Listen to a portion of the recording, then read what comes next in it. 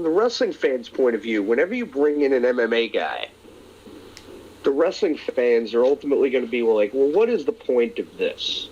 Because you end up in this Russo scenario of, well, we know everything else on the show is fake, but what you're about to see is real. And it's like, no, we know that's not true. So why are you doing this? Like when they had AJ Styles and Frank Trigg in an MMA match, and it's like they booed it out of the building before it started because it was like, this is just patent. It's the same. It's the same crap that they did when they tried to pull in Ken Shamrock. Yeah, Ken Shamrock is actually a wrestler. Yeah, he was a wrestler. Same thing with Dan Severn. Dan Severn had every freaking title in the world, and he was in WWF. He was legitimately the toughest son of a bitch in the history of UFC or MMA. And then he comes to WWE, and they're like, Well, like that's kind of the attitude. It's weird. He couldn't fit in there because it was so showbiz.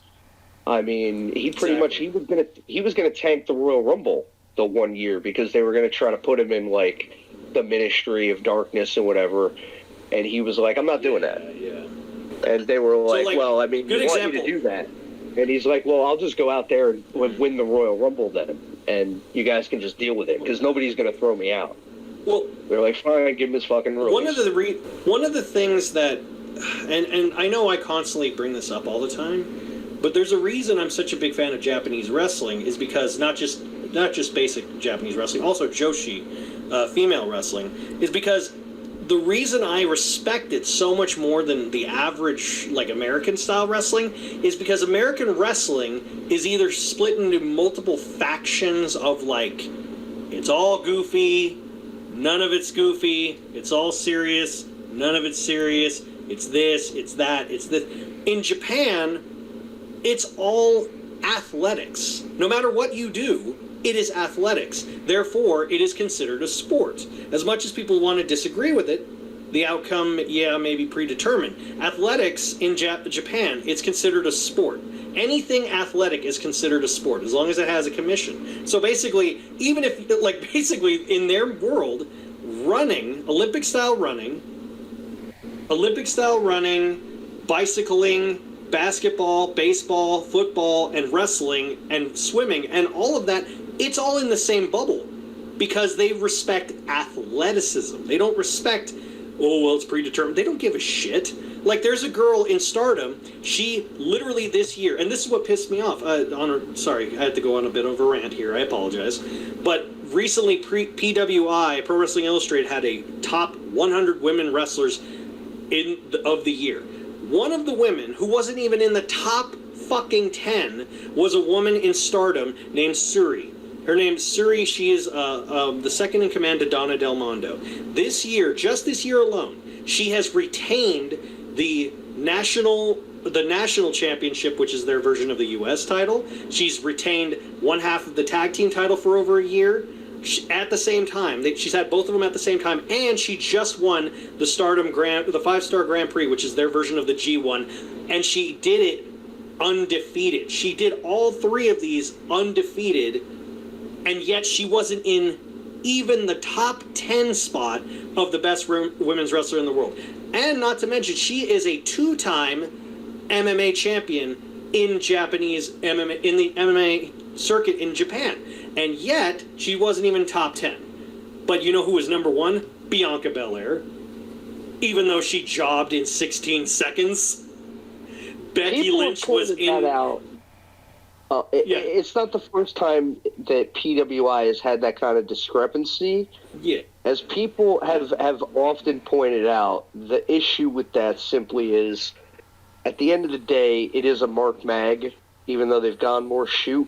Yeah, but what's going to always put certain people higher up has nothing to do with wins and losses, and it has more to do with, when it comes to those top 5 or 10 spots, it's like, does the person on the street know this person's name?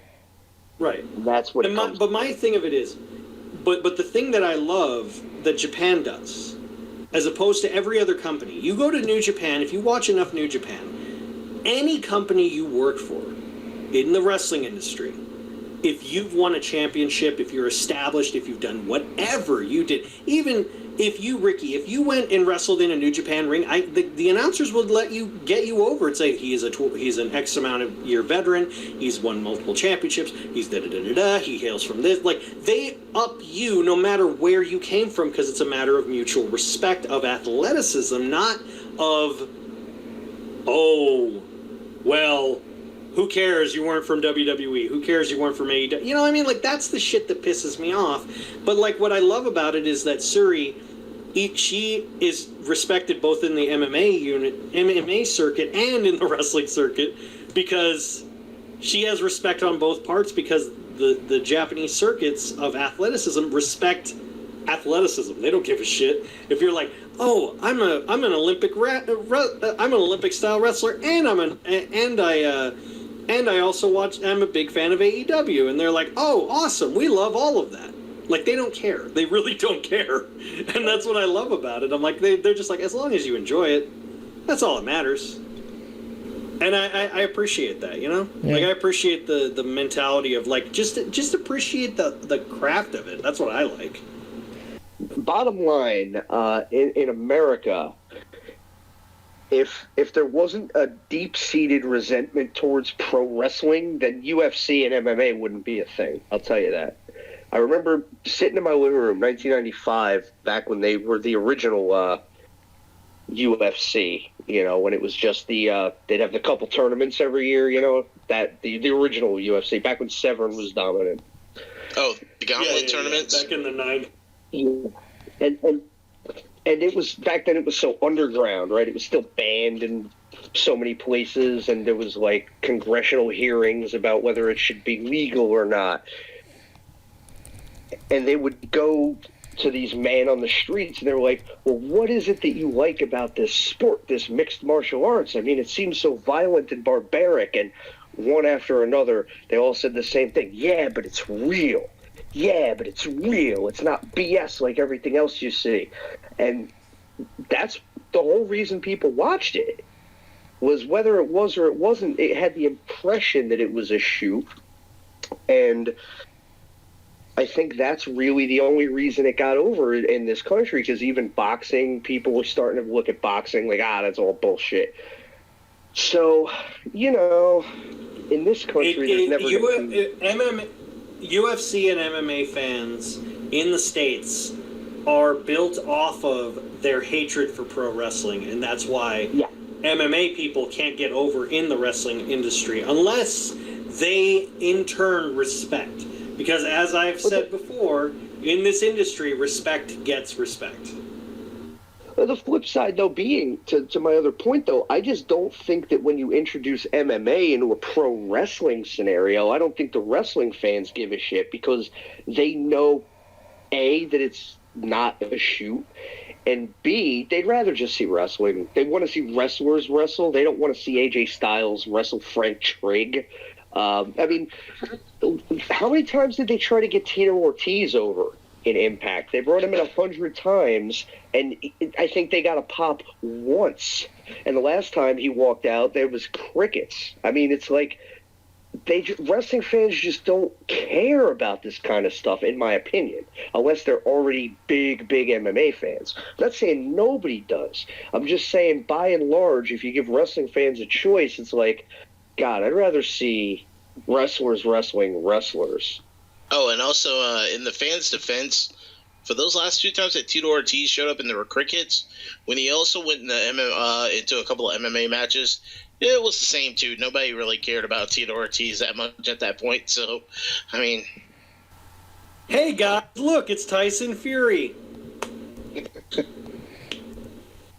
Yeah.